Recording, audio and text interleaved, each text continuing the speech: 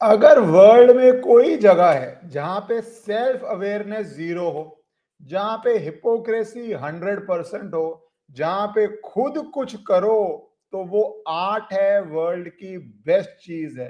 कोई और वही चीज करे, बेशक आपकी इंडस्ट्री हो, पर वो उस इकोसिस्टम का हिस्सा ना हो, तो उससे ज्यादा एंटी विमेन, रिग्रेसिव या एकदम पुरातन सोच, वैसे वो पुरातन सोच कभी भारत की थी भी नहीं, बट पुरातन सोच वाला, उससे ज्यादा मॉरली बैंकरप्ट, उससे ज्यादा समाज को खराब करने वाला कोई नहीं।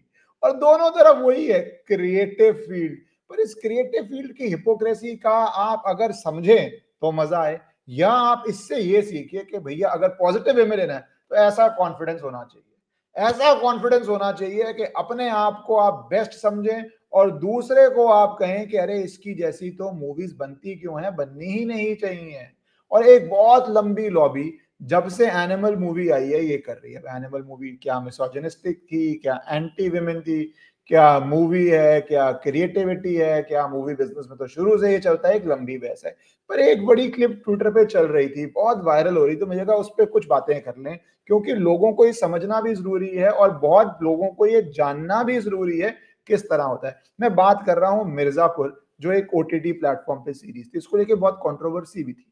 तो उसकी जो एक्ट्रेस हैं रसिका दुग्गल जी, वो एक इंटरव्यू में थी। वो इंटरव्यू में उनसे पूछा जाता है, बरखा दत्त जी का एक प्रोग्राम चल रहा था, मुंबई में सेशन चल रहा था, उसमें उन्होंने कहा कि मैं मिसोजिनी सेलिब्रेट नहीं करती, मैं प्रोपागेंडा फिल्म्स का हिस्सा नहीं बनती हूं, मुझे ये पसंद नहीं है और ये गलत है इस तरह की प्रोपागेंडा फिल्म्स। तो ये मैंने, हाँ, तो ये था कि अगर संदीप रेड्डी वांगा मुझे एनिमल ऑफर करते तो मैं उसको मना कर देती, क्योंकि उनको अच्छा नहीं, क्योंकि टॉपिक भी था वी द वुमन, तो वुमेन एम्पावरमेंट की बात हो रही थी, तो टॉपिक तो बहुत अच्छा है, वुमेन एम्पावरमेंट की बात होनी चाहिए, पर उसके अंदर अगर अवेयरनेस और रियलिटी हो तो कितनी अच्छी लगे। तो वो, और सोशल मीडिया के रिएक्शंस पे मैं आऊंगा, वो कहती हैं कि मुझे नहीं लगता कि मिसोजिनी सेलिब्रेट करनी चाहिए या किसी प्रोपेगेंडा फिल्म का हिस्सा बनना चाहिए, ये नॉन नेगोशिएबल है। मतलब इस बात पे तो बहस ही नहीं होगी कि ये एकदम जीरो पॉइंट है कि प्रोपेगेंडा फिल्म क्या है। प्रोपेगेंडा फिल्म में तो वैसे अगर मैं जोड़ूं, कश्मीर फाइल्स का ये नाम लेते थे, इन्होंने नहीं लिया, इनके कॉन्टेक्स्ट में नहीं है, पर ये तो जो शब्द है, मिसोजिनी इस तरफ थी। प्रोपेगेंडा फिल्म में अगर मैं लूं, जिससे मैंने बोला कश्मीर फाइल्स का नाम आया था, या फिर उसके अंदर आया था द केरला स्टोरी, वो तो एकदम प्रोपेगेंडा फिल्म मानी जाती है एक बहुत बड़े इकोसिस्टम के द्वारा। क्यों? क्योंकि जो चीज भी आपसे हटके हो या रियलिटी दिखाई जाए या जनता करे, वो आपको पसंद नहीं है। एनिमल तो आउट एंड आउट, एनिमल इस कैटेगरी की मूवी नहीं है। एनिमल चाहे आपको पसंद हो ना पसंद हो, आपकी चॉइस है, पर मैं सिर्फ डिस्टिंक्शन ड्रॉ कर रहा हूं कि किस तरह लेबलिंग की जाती है। और उस लेबलिंग के अंदर आप देखिए, ये इनके कहते ही फिर जब सवाल पूछा गया कि आप एनिमल में रोल करेंगी, तो फर्मली ना कर दिया। फिर ये कहा कि एक्ट्रेस ने कि मुझे कोई प्रॉब्लम नहीं है मॉरली ग्रे रोल करने में, as long as the project does not glorify misogyny. बड़ी बहुत अच्छी बात है, बहुत अच्छे व्यूज हैं, ये व्यूज बोलने जाने चाहिए, मिसोजिनी नहीं दिखाई जानी चाहिए। पर मिर्जापुर जहां से फेम आया, अब मैं एक्ट्रेस की बात से बाहर निकल रहा हूँ, मुझे कोई अब मूवी कीजिए जो मर्जी कीजिए, मिर्जापुर, सोशल मीडिया पे लोग पूछना शुरू हो गए तो मिर्जापुर कैसे वुमेन एम्पावरमेंट थी। अब आप में से बहुत लोगों ने मिर्जापुर देखा होगा, बहुतों ने नहीं देखा होगा, क्योंकि ओटीटी प्लेटफॉर्म्स में कभी कभी मैंने एक दो एपिसोड देखे हैं, पूरा नहीं देखा है, क्योंकि मैं वैसे ही टीवी देखता नहीं, और आपको मैंने बताया हुआ मेरे अपने रूम में टीवी है भी नहीं है।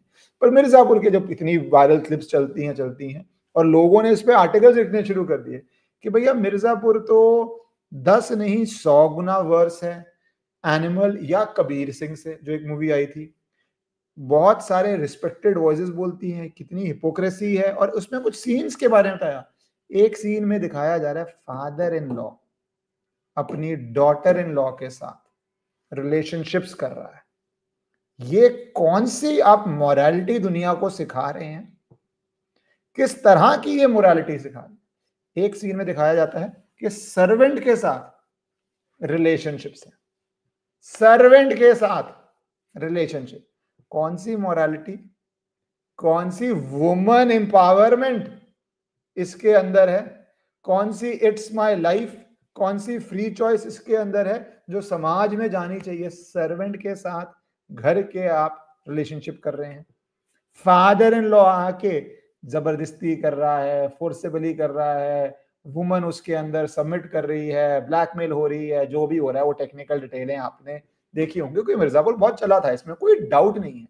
और एक्टिंग की बात कीजिए, सब एक्टर्स की उसमें एक्टिंग भी अच्छी थी, जिस जिसकी क्लिप देखी है अच्छी बात है, पर मैसेज समाज को क्या देती है मूवी या ओटीटी सीरीज, या इन मूवीज में ओटीटी सीरीज में मैसेज लेना भी चाहिए। प्रॉब्लम क्या आती है, जब कोई मूवी ऐसी आती है जो इकोसिस्टम से बाहर हो, तो उसके मैसेज को बहुत क्रिटिसाइज किया जाता है, प्रोपेगेंडा बोला जाता है। पर जिसको आर्ट आप डिफाइन कर दें वो बिल्कुल ठीक है। फिर वो कहती हैं अपने इंटरव्यू में कि मैं रियल लाइफ में बीना त्रिपाठी नहीं हूं, मैं लोगों को मारती नहीं जाती या मेन को वायलेट करती नहीं जाती, understanding a mind is different from mind is what I want. ठीक है, एक्टिंग यही होती है, आपके ऊपर है भी नहीं, वो आपके ऊपर होनी भी नहीं चाहिए। पर ये मुझे बताइए, और इसमें मैं आपके बैठ कमेंट चाहता हूँ कि कहाँ पे, और एक बहुत बड़ी मूवमेंट चलती है, आपको पता है, बहुत बारी लोगों ने कोर्ट्स अप्रोच किए हैं कि मूवीज के अंदर जो ऑब्सेनिटी दिखाई जाती है, जो कई बारी चीप चीजें दिखाई जाती हैं, वो लोगों को इन्फ्लुएंस करती हैं, वो नहीं दिखाई जाना चाहिए।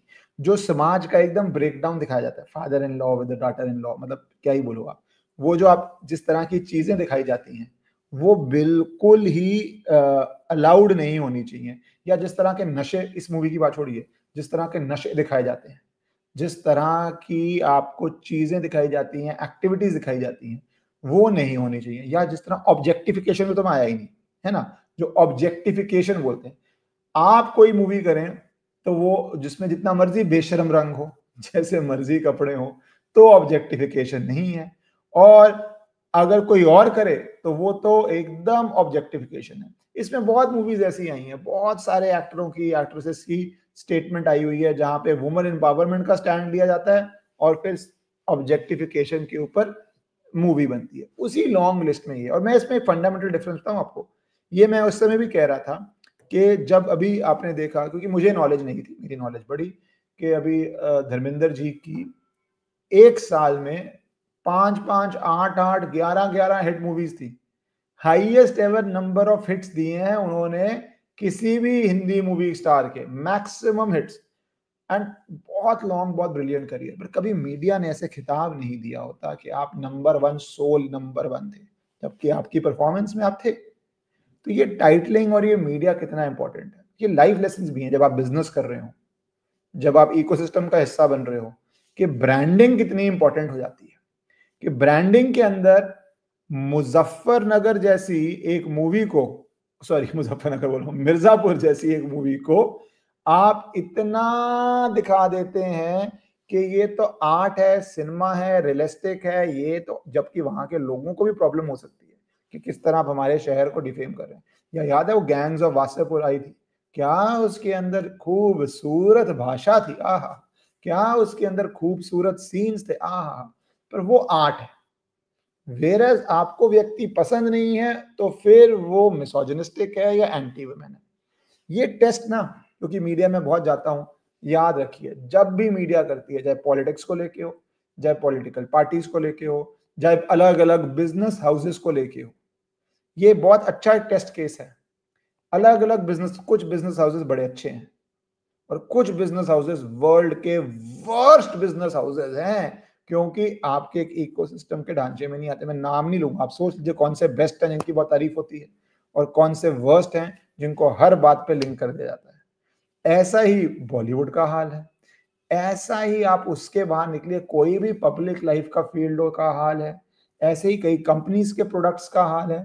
इसीलिए एज अ, क्योंकि हम यूट्यूब से बात कर रहे हैं, मुझे लगा कि मुझे अपने विचार रखने चाहिए इस पे, इसलिए जितना पॉसिबल है अपना मन बनाइए। मेरे अनुसार एनिमल, मिर्जापुर, दोनों के अंदर एक्सट्रीम ग्लोरिफिकेशन ऑफ वायलेंस है, दोनों के अंदर एक्सट्रीम मिसोजिनी है, दोनों कोई मोरालिटी का चादर वाली मूवीज नहीं है। बट एक को आप वो चादर पहना देते हैं मोरालिटी की या आर्ट फिल्म की या रियलिटी की, और एक को आप कहते हैं कि ऐसी मूवीज तो बननी ही नहीं चाहिए। ऑलवेज रिमेंबर, मीडिया जो प्रोपेगेंडा की बात कर रहा होता है ना, या व्यूज भी प्रोपेगेंडा की बात कर रहे होते हैं, सबसे ज्यादा प्रोपेगेंडा इसी बात में है कि प्रोपेगेंडा है क्या। सबसे ज्यादा मॉरल इसी में है कि मॉरल्स हैं क्या जो आप दिखा रहे हैं, वो किस कैटेगरी में मॉरल्स आते हैं। और एंड में एक ही बात याद आती है, 100 चूहे खा के, जो वो कहावत थी, वो यहाँ पे दोबारा फिट बैठती है और बैठती रहेगी, अनेकों बारी बैठती रहेगी। बाकी किसी भी मूवी को फॉलो मत कीजिए, कुछ रियलिस्टिक होती हैं, जो रियलिटी दिखाती हैं, जो एक बहुत बड़े सिस्टम ने सप्रेस की होती है, जैसे मैंने आपको एग्जाम्पल दिया कश्मीर फाइल्स का। बाकी जो देखता है देखे, एंटरटेनमेंट है नहीं है वो आपकी मर्जी है, पर मोरालिटी इनमें से किसी के अंदर भी मत ढूंढिएगा, और इनमें से किसी के अंदर भी आप misogyny, anti woman, pro man, free choice, free this के मत जाइए। अपना दिमाग हर चीज में लगाइए।